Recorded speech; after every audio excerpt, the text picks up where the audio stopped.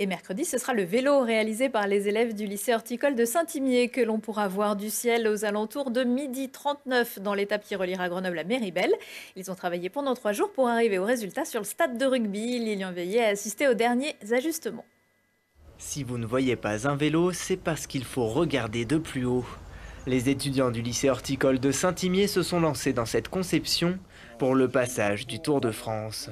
On a un nombre très important d'apprenants qui viennent en vélo. Et donc, le Tour de France passant à proximité, on s'est dit que c'était l'occasion de faire un petit clin d'œil. On est donc parti sur la création d'un plan sur papier et ensuite on l'a retranscrit sur le terrain. Et pour le reproduire, pas de fleurs ni d'arbres, mais des matériaux de récupération, comme des plaques d'isolant pour plafond, pour les roues du vélo. Et il a surtout fallu tout bien calculer pour positionner les objets au bon endroit. Ils ont établi le plan avec les mesures, les emplacements qu'il faut faire. Et à partir de ce plan-là, donc nous on a fait donc le traçage au sol.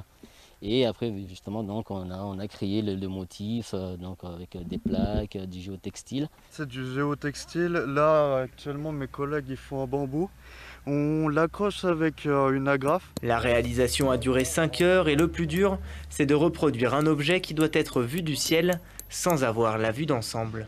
On a essayé de prendre des photos avec un drone pour voir justement le rendu que ça fait.